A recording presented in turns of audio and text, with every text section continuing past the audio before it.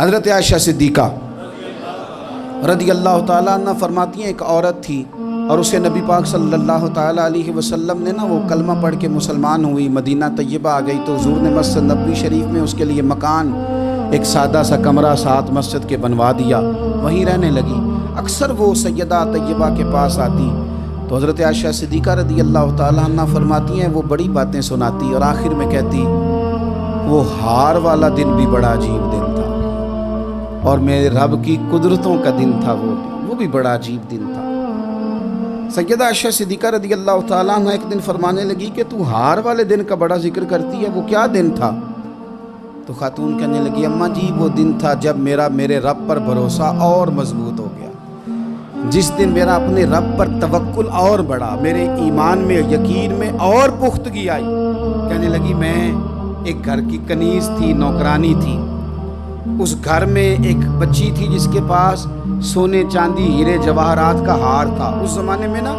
چمڑے کے اوپر لوگ ہیرے جواہرات لگاتے تھے، کئی دفعہ سرخ رنگ کے چمڑے پہ لگائے جاتے تھے، وہ بچی پہنتی تھی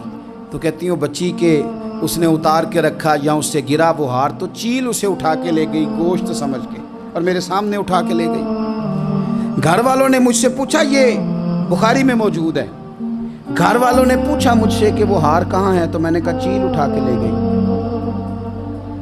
گھر میں کچھ چوری ہو جائے تو سب سے پہلا الزام کس پہ لگتا ہے؟ ملازمین پہ۔ کہتے انہوں نے مجھے بڑا مارا، بڑی تکلیف تھی، حتیٰ کہ میری شرمگاہ تک کی تلاشی، میری عزت اتنی خراب کی میں بتا نہیں سکتی۔ میں نے اپنی زندگی میں ایک واقعہ دیکھا، ایک امیر گھر میں چوری ہو گئی، ملازم کو اتنا مارا کہ وہ چارپائی پہ پڑ گیا، پولیس والوں سے اتنی مار پروائی گئی کہ وہ بیچارہ چارپائی پہ پڑ گیا اور پھر وہ اتنا بیمار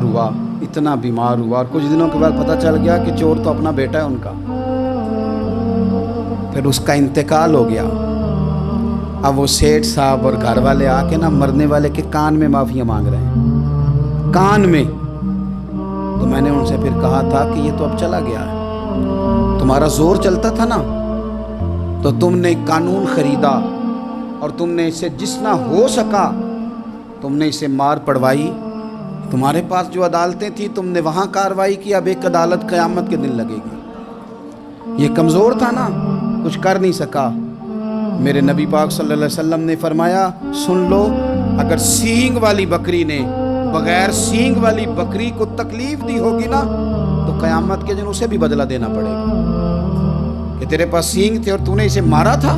وہ خاتون عرض کرتی ہے سیدہ عائشہ کی خدمت میں کہ مجھے بڑا مارا، مجھے تکلیف دی، میں کہہ رہی تھی کہ میرے سامنے چیل لے گئی ہے پر وہ نہیں مان رہے تھے، اماں جی انہوں نے مجھے بڑا مارا۔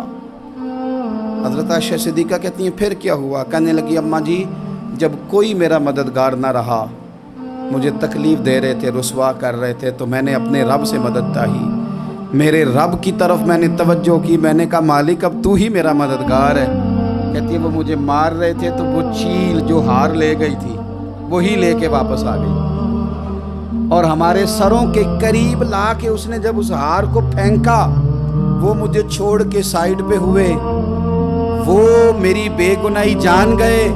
لیکن آپ کو بتاؤں اس دن سے میرا اپنے رب پر یقین اور بڑھ گیا۔ مجھے سمجھ آ گئی کہ جب انسان پورا ٹوٹ جاتا ہے اور جب کوئی چاروں جانب اس کا مددگار نہیں ہوتا تو رب تو ہوتا ہے نا، اللہ تو اس کا مددگار ہوتا ہے نا، وہ تو پھر اپنے اس بندے کی مدد کرتا ہے نا، پھر وہ تو توانائی دیتا ہے نا، وہ تنہا نہیں چھوڑتا، وہ تو آنسوؤں والوں کے آنسوؤں پہ بڑا کرم فرماتا ہے، وہ تو قسم پرسی میں آ جاتا ہے، اس کی رحمت بڑھ کے استقبال کر لیتی ہے۔